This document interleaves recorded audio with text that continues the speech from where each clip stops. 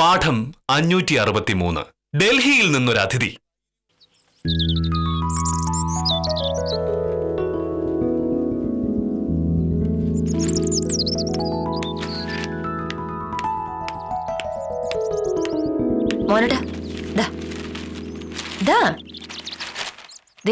എനിക്കിന്ന് കുറച്ച് നേരത്തെ പോണം.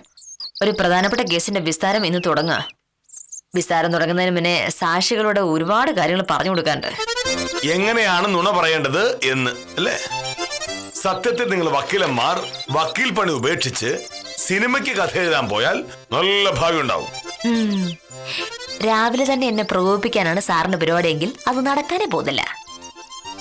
കാരണം ഇപ്പൊ മോഹനേട്ടനോട് തർക്കിക്കുന്നതിനെക്കാട്ടിലും എനിക്ക് പ്രധാനം എന്റെ കേസിന്റെ കാര്യം നോക്കാന്നുള്ളതാ. ഒരു പ്രയോജനമില്ലാത്ത കാര്യങ്ങൾക്ക് വേണ്ടി തർക്കിക്കുന്നൊക്കെ സമയമുള്ളപ്പോ. അതുപോലെ എന്താ നിന്റെ കേസ്? സുധാകരൻ കൊലക്കേസ് എന്ന് മോഹനേട്ടൻ കേട്ടിട്ടുണ്ടോ? ഇല്ല. കൊലപാതക കേസുകൾക്ക് പുറകെ നടന്ന് കളയാൻ എനിക്ക് സമയമില്ല. കാരണം ഞാൻ ഒരു ഉത്തരവാദിത്തപ്പെട്ട വില്ലേജ് ഓഫീസറാണ്. എങ്കിൽ പിന്നെ ഇത്രയും മനസ്സിലാക്കിയാൽ മതി. ഒരു സുധാകരൻ കൊല്ലപ്പെട്ടു. കൊലപാതകം നടത്തിയെന്ന് ആരോപിച്ച് പോലീസ് ഒരു ബഷീറിനെ അറസ്റ്റ് ചെയ്തു. ആ ബഷീറിനെതിരെയുള്ള പോലീസ് കേസാണ് നടക്കുന്നത്. ഞാൻ ഹാജരാവുന്നത് ബഷീറിന് വേണ്ടി. അതെനിക്കറിയാം. ഒരു സംശയം കൂടി ചോദിക്കട്ടെ. ഒരു കൊലപാതക കേസിലെ പ്രതിക്ക് എന്ത് ശിക്ഷ കിട്ടാം? ജീവപര്യന്തം കഠിന തടവ് മുതൽ വധശിക്ഷ വരെ കിട്ടാവുന്ന വകുപ്പുകളാണ് പ്രോസിക്യൂഷൻ ചാർജ് ചെയ്തിരിക്കുന്നത്. പ്രതിക്ക് വേണ്ടി വാദിക്കുന്ന നീ ആയതുകൊണ്ട് ശിക്ഷ വധശിക്ഷ ആയിരിക്കും എന്നുള്ളത് ഉറപ്പാ അല്ലേ? സമർത്ഥിയായ ഒരു പെൺവക്കീലിന്റെ പ്രശസ്തിയിൽ അസൂയ തോന്നിയ ഒരു സാധാ വില്ലേജ് ഓഫീസറുടെ പരിഭവം എന്നാണ് ഈ വാക്കുകളെ പറയേണ്ടത്. ബഷീറിന്റെ കേസ് ഞാൻ ജയിക്കുന്നതോടെ എന്റെ പ്രശസ്തി ഇനിയും കൂടുമല്ലോ. സ്വാഭാവികമായും മോഹനേട്ടൻ അസൂയ അതിനേക്കാട്ടിലും കൂടും. ഈ അസൂയക്ക് മരുന്നില്ലാത്തതുകൊണ്ട് നമുക്ക് ഈ ചർച്ച ഇവിടെ വെച്ച് അവസാനിപ്പിക്കാമേ. കഴിക്കാനുള്ളതെല്ലാം ഞാൻ അടുക്കള എടുത്ത് വെച്ചേക്കാം. പോകാൻ നേരത്തെ കഴിച്ചിട്ടങ്ങ് ഇറങ്ങിയാൽ മതി. അതെ, പറഞ്ഞത് കേട്ടല്ലോ. ഇനി വിളമ്പ് തരാൻ ഭാര്യ ഉണ്ടായിരുന്നില്ല എന്ന് പറഞ്ഞ് കഴിക്കാതെ പോവല്ലേ.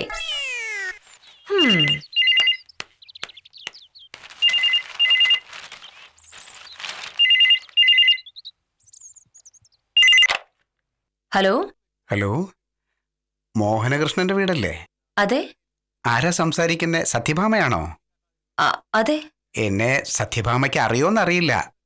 മോഹനകൃഷ്ണൻ പറഞ്ഞിട്ടുണ്ടാവും. സത്യശീലൻ മോഹനകൃഷ്ണന്റെ വല്യച്ഛന്റെ മൂത്ത മോനാ. മോഹനേട്ടൻ പറഞ്ഞിട്ടുണ്ട്. നേരിട്ട് കണ്ടിട്ടില്ലാന്നേ ഉള്ളൂ. അല്ല, മോഹനകൃഷ്ണൻ ഇല്ലേ അവിടെ? ഉണ്ട്, ഞാൻ വിളിക്കാം. മോഹനേട്ടാ, ഫോൺ. മോഹനേട്ടൻ ഇപ്പൊ വരും കേട്ടോ.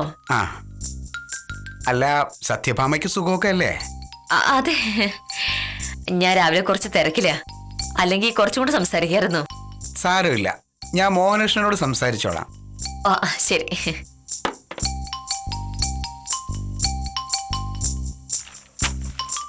ഹലോ. മോഹനകൃഷ്ണ, ഞാൻ സത്യശീലനാ. എടാ, നിന്റെ പഴയ സത്യേട്ടൻ. സത്യേട്ടനെ പറ്റി ഒരു വിവരമില്ലായിരുന്നല്ലോ. ഇപ്പൊ എവിടുന്ന? ഡൽഹിയിൽ നിന്ന് ബോംബെന്നോ? ഡൽഹിയിൽ നിന്നും ഇന്ന് രാവിലെ ഞാൻ എത്തിയപ്പോ ഒരാഗ്രഹം, നിന്നെ ഒന്ന് കാണണമെന്ന്. ഞാൻ ടൗണിലെത്തിയിട്ടുണ്ട്. അങ്ങോട്ട് വന്ന് നിന്നെ ഒന്ന് കണ്ടിട്ട് പോവാന്ന് കരുതി. അത് സന്തോഷമുള്ള കാര്യല്ലേ. സത്യേട്ടൻ നേരെ പോര്, ഞാൻ ഇവിടെ തന്നെ കാണും. എനിക്ക് വഴി അറിയില്ലല്ലോ. അതിനാണോ പാട്? വില്ലേജ് ഓഫീസർ കെ മോഹനേഷ് സാറിന്റെ വീട് ആരോട് ചോദിച്ചാലും പറഞ്ഞുതരും. എന്നാ ബാക്കി സംസാരമൊക്കെ ഞാൻ വന്നിട്ടാവാം. നല്ല ദിവസം. സത്യേട്ടനെ കണ്ട് കാലത്രയായി. ഭാമേ,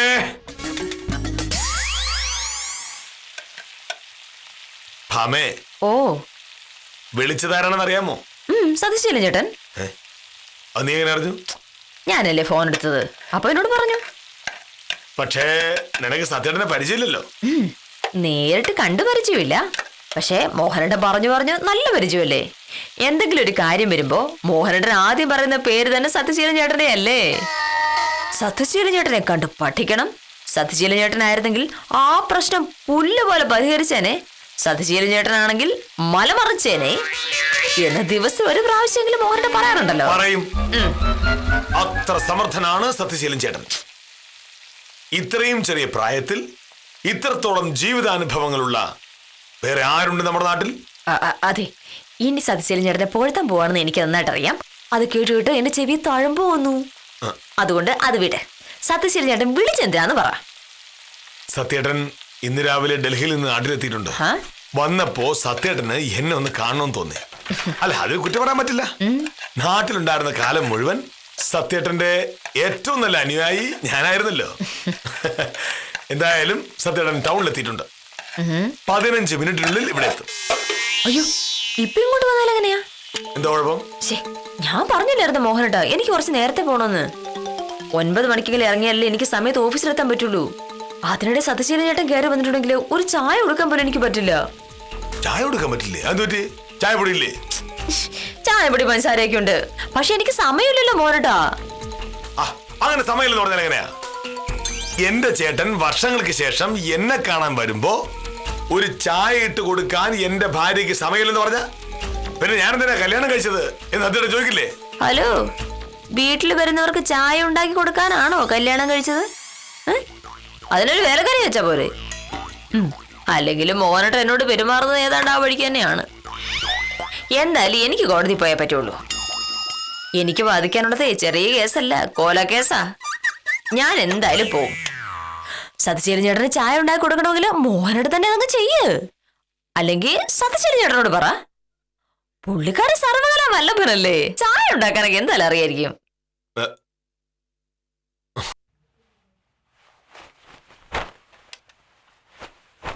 നീ സത്യേട്ടനെ പറ്റി എന്താ കരുതിയത്? ഇവിടെ വന്ന് ചായ സ്വന്തമായിട്ടിട്ട് കുടിക്കേണ്ട ഗതികേടൊന്നും സത്യേട്ടനില്ല. സത്യേട്ടൻ ആരാണെന്ന് നിനക്കറിയാമോ? എനിക്കറിയാവുന്നത് ഞാൻ പറയാം. മോഹനേട്ടനെക്കാട്ടിലും 5-6 വയസ്സ് മൂത്തതാണ് സത്യശീലൻ ചേട്ടൻ. പഠിക്കാൻ ഭയങ്കര മിടുക്കനായിരുന്നു. സ്കൂളിലൊക്കെ പഠിക്കുന്ന കാലത്ത് അവിടുത്തെ കുട്ടികളുടെ മുഴുവനും ഹീറോ ആയിരുന്നു. ശരിയല്ലേ? അത്രയും പോരല്ലോ. പ്രീ ഡിഗ്രിക്ക് പഠിക്കുന്ന സമയത്താണ് സത്യേട്ടൻ പുസ്തക വായന തുടങ്ങിയത്. വായന എന്ന് പറഞ്ഞാൽ 24 മണിക്കൂറും വായന. ലോകത്തിലെ എന്ത് കാര്യത്തെപ്പറ്റി ചോദിച്ചാലും സത്യേട്ടൻ അഭിപ്രായം പറഞ്ഞാളായി.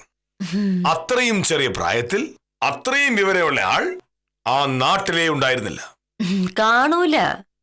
പുസ്തകം വായിച്ച് ഒടുവിൽ സത്യശീലൻ ചേട്ടന് മനസ്സിലായി ലോകത്ത് നടക്കുന്നത് മുഴുവനും അന്യായമാണെന്ന്. അതുകൊണ്ടെന്താ ആൾ നക്സലേറ്റായി. പുള്ളിക്കാരൻ നക്സലേറ്റ് ആയത് വീട്ടുകാരറിയുന്നത് പോലീസ് വീട്ടിൽ വരുമ്പോഴാ. എനിക്കതിനു മുമ്പേ അറിയാമായിരുന്നു. സായുധ വിപ്ലവത്തിലൂടെ മാത്രമേ നാട്ടിൽ സോഷ്യലിസം വളർത്താൻ പറ്റൂ എന്ന് സത്യേട്ടൻ അന്ന് പറഞ്ഞതും എനിക്ക് മനസ്സിലായില്ല എന്നുള്ളതാണ് സത്യം. ഞാനന്ന് തീരെ കുട്ടിയായിരുന്നല്ലോ. പക്ഷേ സത്യേട്ടൻ പറയുന്നതിലൊക്കെ എന്തോ കാര്യമുണ്ടെന്ന് എനിക്ക് ഉറപ്പുണ്ടായിരുന്നു. മോഹനേട്ടൻ ഉറപ്പായിരുന്നു. പക്ഷേ പറഞ്ഞ കാര്യങ്ങളിൽ സത്യശീലൻ ചേട്ടൻ അത്ര ഉറപ്പുണ്ടായിരുന്നില്ല. അതുകൊണ്ടാണല്ലോ 3 മാസം ജയിലിൽ കിടന്ന് തിരിച്ചു വന്നപ്പോ ആള് നക്സലിസം ഉപേക്ഷിച്ച് ഗാന്ധിയനായത്. അതില് കുറ്റം പറയല്ലേ ഭാമേ? മനുഷ്യൻ എല്ലായ്പ്പോഴും ഒരുപോലെ ചിന്തിക്കണമെന്നില്ലല്ലോ. വായനയും ജീവിതാനുഭവങ്ങളും ഒക്കെ ഒരാളെ മാറ്റിമറിക്കും. നാട്ടിലെ പ്രശ്നങ്ങൾക്ക് പരിഹാരം സായുധ വിപ്ലവമല്ല എന്ന് ജയിലിൽ കിടന്നപ്പോഴാണ് സത്യശീലൻ ചേട്ടന് മനസ്സിലായത്. ഒരു തെറ്റ് പറ്റിയെന്ന് കണ്ടപ്പോൾ സത്യേട്ടൻ അത് തിരുത്തി. അതിനെ അഭിനന്ദിക്കല്ലേ വേണ്ടത്? തീർച്ചയായും. ജയിലിൽ നിന്നിറങ്ങി ഗാന്ധിയനായ കാലത്താണ് സത്യേട്ടൻ ചെറിയ ചെറിയ കച്ചവടങ്ങളൊക്കെ നടത്തിയത്. നടത്തിയ കച്ചവടങ്ങളൊക്കെ പൊളിഞ്ഞതോടെ നാട് നിൽക്കാൻ പറ്റാതായി. അങ്ങനെ നാട് വിട്ടു. ആദ്യം ഇടതുപക്ഷ തീവ്രവാദം, അത് കഴിഞ്ഞ് ശുദ്ധ ഗാന്ധിയൻ, പിന്നെയോ നാടുവിടൽ. ഗംഭീരായിട്ടുണ്ട്. പക്ഷേ ഒരു കാര്യം നീ മനസ്സിലാക്കണം. സത്യേട്ടനിൽ നിന്നാണ് ഞാൻ ഗാന്ധിജിയെ കുറിച്ച് ശരിക്കും അറിഞ്ഞത്. സത്യേട്ടൻ ഗാന്ധിയനായപ്പോഴാണ് ഞാനും ഗാന്ധിയനായത്. സത്യേട്ടൻ നാടുവിട്ട് പോയിട്ടും ഞാൻ ഗാന്ധിയനായി തന്നെ തുടർന്നു. ചുരുക്കി പറഞ്ഞാൽ മോഹനകൃഷ്ണൻ എന്ന ഗാന്ധിയനെ സൃഷ്ടിച്ചത് സത്യേട്ടനാണ്. അതുകൊണ്ട് ആ സത്യേട്ടൻ വരുമ്പോ ഒരു ചായ മോഹനേട്ടനായിട്ട് ഉണ്ടാക്കി കൊടുക്കുന്നത് കൊണ്ട് ഒരു കുഴപ്പമില്ല. എനിക്ക് എന്തായാലും കാത്തിരിക്കാൻ നേരമില്ല. ഭർത്താവിന്റെ വകീലൊരു ചേട്ടൻ വീട്ടിൽ വന്നതുകൊണ്ട് കൊലക്കേസിന്റെ വിസ്താരം മാറ്റിവെക്കണമെന്ന് കോടതി പറഞ്ഞിട്ടുണ്ടെങ്കിലേ ജഡ്ജി എന്നെ കോടതിയിൽ നിന്ന് ഇറക്കി വിടും. എനിക്ക് മനസ്സിലായി. വിവരവും വിദ്യാഭ്യാസവും ലോകപരിചയമുള്ള ഒരാൾ വീട്ടിലേക്ക് വരുന്നു എന്ന് കേട്ട പാടേ നിനക്ക് ഇഷ്ടപ്പെട്ടില്ല. യാതൊരു വിവരവും ബോധവുമില്ലാത്ത വക്കീലന്മാരുടെ കൂട്ടുകെട്ടേ നിനക്ക് ഇഷ്ടപ്പെടൂ. ശരി, അങ്ങനെയെങ്കിൽ അങ്ങനെ. ലോകത്തുള്ള സകല കാര്യങ്ങളെയും പറ്റി അറിയാവുന്ന ചേട്ടനും അനിയനും കൂടി ചായയൊക്കെ ഉണ്ടാക്കി കുടിച്ച് റഷ്യൻ വിപ്ലവത്തെ പറ്റിയോ ദണ്ഡി യാത്രയെ പറ്റിയോ ഒക്കെ സംസാരിച്ച് ഇവിടെ അങ്ങ് ഇരിക്കുക. ഞാനൊരു പാവം വക്കീല്, നമ്മളെ വിട്ടേക്ക്.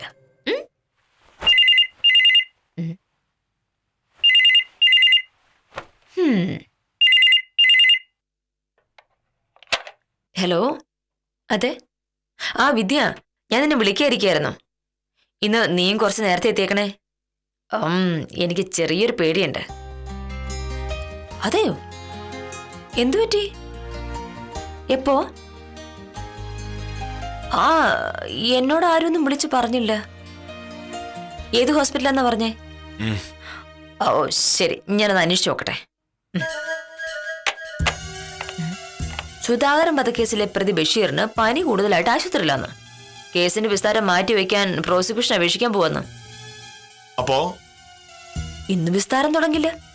വധക്കേസിലെ പ്രതി ഇല്ലാതെ എങ്ങനെ സാക്ഷികളെ വിസ്തരിക്കും? കൊള്ളാം. സത്യേട്ടൻ വരുമ്പോ ഒരു ചായ പോലും ഉണ്ടാക്കാൻ സമയമില്ലാത്ത വിധം തിരക്കിലായിരുന്നല്ലോ നീ. ഇപ്പൊ എന്തായി? ഇനിയിപ്പോ നിനക്ക് ആഫീസ് പോണ്ടല്ലോ. ഇനി പറയൂ, സത്യേട്ടൻ വരുമ്പോ ചായ ഉണ്ടാക്കാനുള്ള മനസ്സൊക്കെ ഉണ്ടാവൂ? സത്യേട്ടൻ വരുമ്പോ ചായ കൊടുക്കാൻ മടിയുള്ളത് കൊണ്ടല്ലല്ലോ ഞാൻ അങ്ങനെ പറഞ്ഞത്. എനിക്ക് രാവിലെ തന്നെ ഓഫീസിലെത്തേണ്ട അത്യാവശ്യം ഉണ്ടായിരുന്നില്ലേ? എന്തായാലും ആ ആവശ്യം ഇനിയില്ലാത്തത് കൊണ്ട് ഞാൻ ചായ ഉണ്ടാക്കാം. മോഹനോട് വാ. അടുക്കള ഒറ്റയ്ക്കിരുന്ന് ചായ ഉണ്ടാക്കും. എനിക്ക് ബോറടിക്കില്ലേ? ഞാൻ ചായ ഉണ്ടാക്കും. മോഹനേട്ടൻ അവിടെ നിന്ന് സത്യേട്ടന്റെ വീരസാഹസ്യ കഥകളൊക്കെ പറയും. പകുതി നുണയാണെങ്കിൽ കേൾക്കാൻ രസമൊക്കെ ഉണ്ട്. എന്ത് നുണ?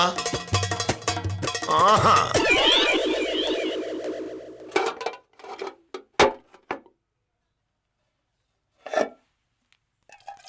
സത്യേട്ടനെ പറ്റി എന്ത് നുണയാ നിന്നോട് ഞാൻ പറഞ്ഞത്?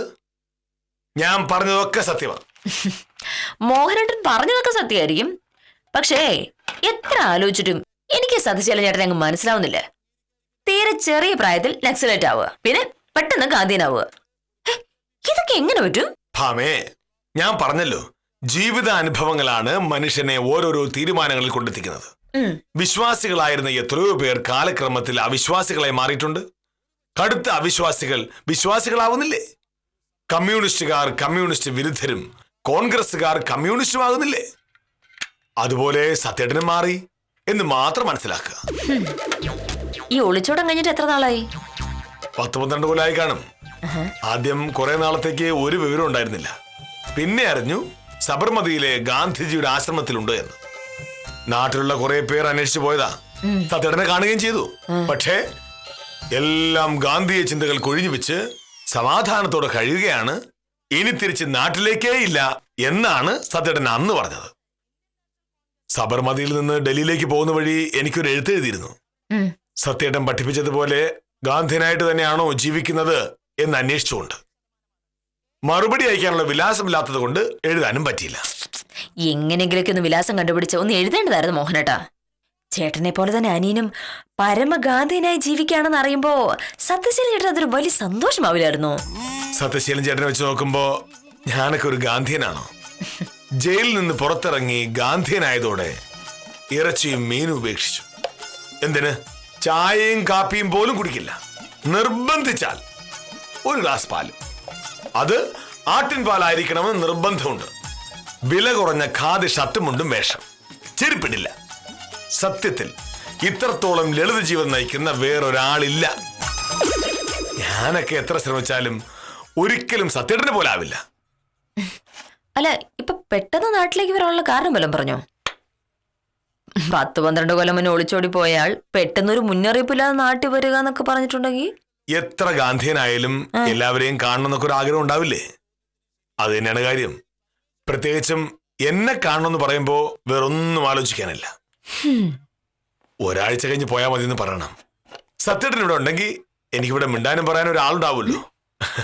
ഞാനില്ലേ? നീ ഉണ്ട്. പക്ഷെ നിനക്ക് മുച്ചീട്ട് കളി, പോക്കറ്റ് അടി, കത്തിക്കുത്ത് തുടങ്ങിയ കാര്യങ്ങളല്ലേ പറയാനുള്ളൂ. സത്യേട്ടൻ അങ്ങനെ അല്ലല്ലോ. ഒരു ഗാന്ധിയനെ വേറൊരു ഗാന്ധിനെ മനസ്സിലാവും. സത്യേട്ടനായിരിക്കും. നീ വേഗം ചായ എടുക്ക്. അല്ല, സത്യയുടെ ചായ കുടിക്കില്ലെന്നല്ലേ മോനോട് പറഞ്ഞത്? അതന്ന് ഡൽഹി ജീവിതം കൊണ്ട് വല്ല മാറ്റവും ഉണ്ടായിട്ടുണ്ടെങ്കിലോ? ഒരു ചായ ചോദിച്ചാ ഇല്ലെന്ന് പറയാൻ പറ്റുമോ? രണ്ട് ഗാന്ധിയന്മാരോട് എനിക്ക് ജോലി ഉണ്ടാക്കാതിരുന്നാ മതിയായിരുന്നു.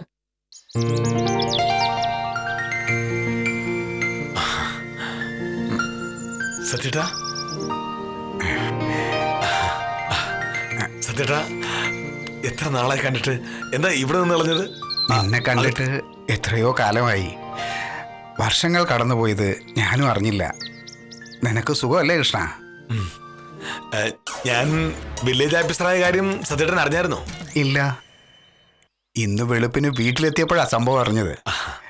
ഇത്ര ചെറുപ്പത്തിലേ നീ ഇത്ര ഉയരത്തിലെത്തുമെന്ന് ഞാൻ കരുതിയില്ല. നീ മിടുക്കനാ. ഓക്കെ, സത്യേട്ടൻ അനുഗ്രഹം കൊണ്ടാ. സത്യേട്ടൻ വീട്ടിലേക്ക് ചെല്ലുന്നല്ലേ പറഞ്ഞിരുന്നത്? പോയിരുന്നു, വെളുപ്പിന് 4 മണിക്ക്. പെട്ടെന്നാ എനിക്ക് തോന്നിയത് നിന്നെ ഒന്ന് കാണണമെന്ന്. പിന്നെ ഒട്ടും താമസിച്ചില്ല, നേരെ ഇങ്ങ് പുറപ്പെട്ടു.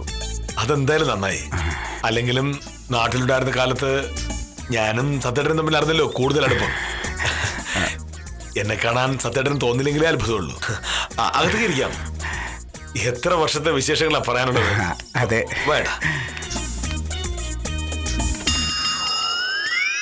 ഹാമേ, സത്യേട്ടൻ വന്നു. ആഹാ, ഇത്ര പെട്ടെന്ന് എത്തിയോ? പിന്നെ എന്തൊക്കെയുണ്ട് സത്യേട്ട വിശേഷങ്ങൾ? ഡൽഹിയില് സ്ഥിരമായിട്ട് ജോലിയാണോ അതോ? ജോലിയോ? ജോലി ചെയ്ത് പണം സമ്പാദിക്കാനാണെങ്കിൽ അത് നാട്ടിലാവായിരുന്നല്ലോ. മനുഷ്യരുടെ അത്തരം ലോലവും ദുർബലവുമായ മോഹങ്ങളിൽ നിന്നെല്ലാം രക്ഷപ്പെട്ട് ആത്മീയമായ സന്തോഷത്തിന്റെ പിന്നാലെയല്ലേ ഈ ഞാൻ. അപ്പോ സബർമതിയുമായുള്ള ബന്ധം ഒരു പ്രത്യേക ഘട്ടത്തില് അത് ഉപേക്ഷിച്ചു. മറ്റൊന്നും കൊണ്ടല്ല കൃഷ്ണ, ലോകത്ത് നിലനിൽക്കുന്ന മുഴുവൻ പ്രശ്നങ്ങൾക്കും പരിഹാരമാകാൻ ഗാന്ധിസത്തിനും പറ്റുമെന്ന് സംശയത്തിലാ ഞാനിപ്പോ. ഗാന്ധിസത്തിന് പരിഹരിക്കാൻ പറ്റാത്ത ഒരു പ്രശ്നമില്ലെന്നാണല്ലോ സത്യേട്ടൻ പണ്ട് പറയാറുണ്ടായിരുന്നത്. ജീവിതാനുഭവങ്ങൾ എന്നെ മാറ്റിമറിച്ചു. നമ്മൾ കാണുന്നതൊന്നും അല്ല സത്യം. ഞാനിപ്പോ ആ സത്യത്തെ അന്വേഷിക്കുക. ഇത് ഭാമ. ഞാൻ കണ്ടിട്ടില്ല, പറഞ്ഞു കേട്ടിട്ടേ ഉള്ളൂ. വക്കീലാണല്ലേ? അതെ. ഗാന്ധിജിയും ഒരു വക്കീലായിരുന്നല്ലോ, അതുകൊണ്ടാ ഒരു വക്കീലിനെ തന്നെ കല്യാണം കഴിക്കാന്ന് വിചാരിച്ചത്. നന്നായി. കേസൊക്കെ ഉണ്ടല്ലോ അല്ലേ? അത്യാവശ്യം. കുടിക്കാൻ എന്താ? ചായ? അയ്യോ, ഞാൻ ചായയോ കാപ്പിയോ ഒന്നും കുടിക്കാറില്ല.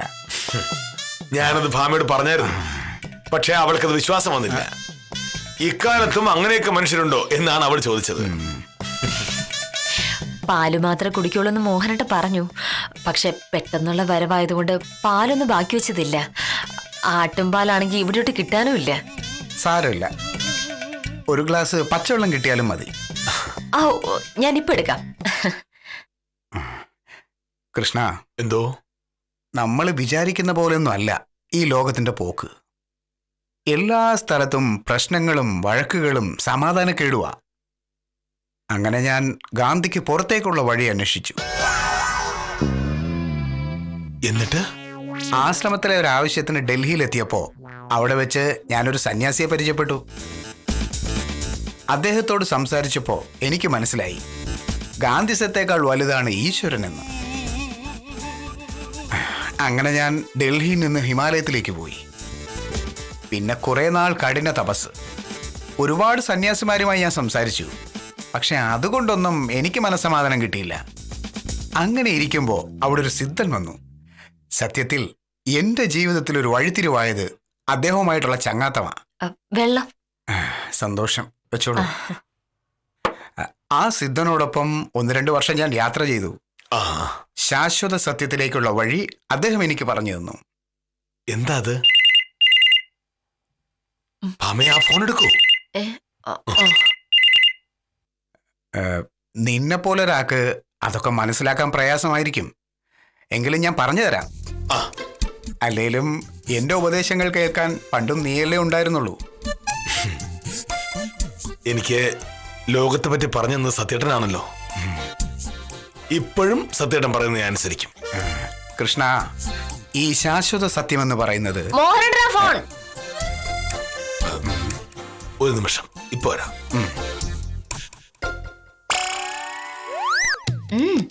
ആരാ? വല്യച്ഛനാ. സത്യേട്ട അവിടെ ചെന്ന പാടെ ഇങ്ങോട്ട് പോന്നതല്ലേ, ഇവിടെ എത്തുന്ന അറിയാൻ വേണ്ടിയായിരിക്കും. ഹലോ, അതെ വലിയ മോഹനേഷനാ. ഓ, സത്യേട്ട ഇപ്പൊ ഇങ്ങ് വന്നേ ഉള്ളൂ. ഞങ്ങളിങ്ങനെ സംസാരിച്ചുകൊണ്ടിരിക്കുകയായിരുന്നു.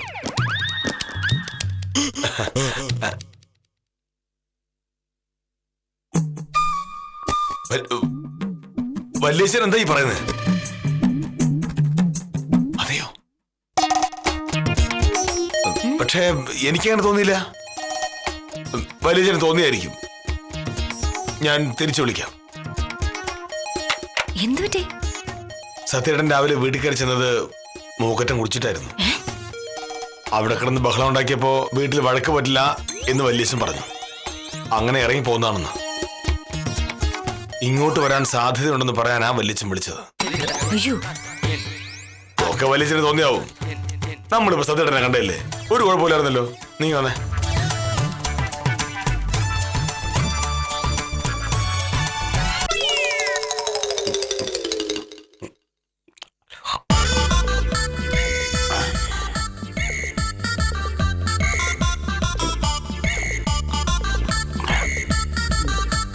ഈശ്വര, മദ്യം.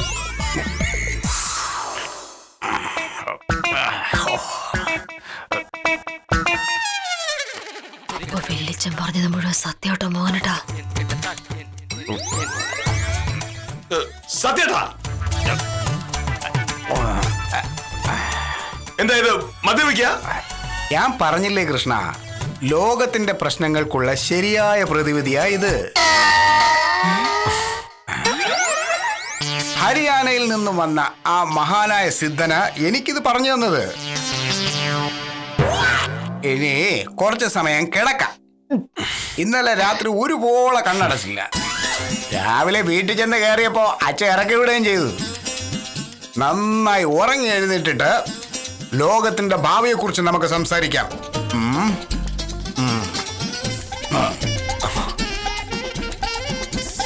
ഈശ്വര, സത്യേട്ടന് ഇതെന്താ പറ്റിയത്?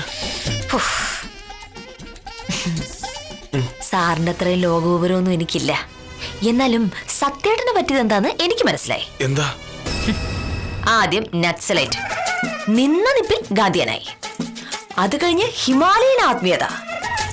ഇതിലൊന്ന് സത്യം കണ്ടെത്താൻ പറ്റാത്ത സത്യേട്ടൻ അവസാനം ബ്രാൻഡിലെ സത്യം കണ്ടെത്തി. ജോലി ചെയ്യാൻ കഴിയൂല എന്നുള്ളതാണ് അടിസ്ഥാന പ്രശ്നം. ഉത്തരവാദിത്വങ്ങളെ നേടിയെടുക്കാൻ വയ്യ. അത് മറയ്ക്കാനായി സിദ്ധാന്തങ്ങൾ ഇങ്ങനെ പ്രസംഗിക്കും. ഇതേ നല്ല അടിയുടെ കുറവാ. എന്തായാലും ബ്രാൻഡി സത്യം കണ്ടെത്തിയല്ലോ. ഈ ബ്രാൻഡി അന്ന് കൊടുത്തിരുന്നെങ്കിലേ നക്സലും ആവില്ല, ഗാന്ധിയനും ആവില്ല, ഹിമാലയത്തിനും പോവില്ലായിരുന്നു. പണ്ടേ കുടിച്ച് കരൾ രോഗം വന്ന് ആളുകൾ തട്ടിപ്പോന്നെ. അപ്പൊ എന്താ പരിപാടി? സ്വന്തം വീട്ടിൽ നിന്ന് പുറത്താക്കിയ ആളാ. നേരത്തെ പറഞ്ഞതുപോലെ ഒരാഴ്ച ഇവിടെ താമസിക്കുകയാണോ? അയ്യടാ, എന്തൊരു രസമായിരിക്കും. മോഹനേട്ടൻ വല്ലതൊക്കെ മിണ്ടിയും പറഞ്ഞിരിക്കാൻ ഒരാളായല്ലോ. ഞാനൊന്നിട്ട് കാര്യമില്ലല്ലോ. എനിക്ക് കാറൽ മാക്സിനെ അറിഞ്ഞൂടാ, മഹാത്മാഗാന്ധി അറിഞ്ഞൂടാ. കുത്തരുത്. ഇനി ബന്ധിയെന്ന് പറയാ. ആ ദൈവത്തിനറിയാം. വലിയ പ്രതീക്ഷകൾ വടികുത്തി പിരിയുമ്പോൾ ചെറിയ അമ്പരപ്പ് സ്വാഭാവികമാണ്.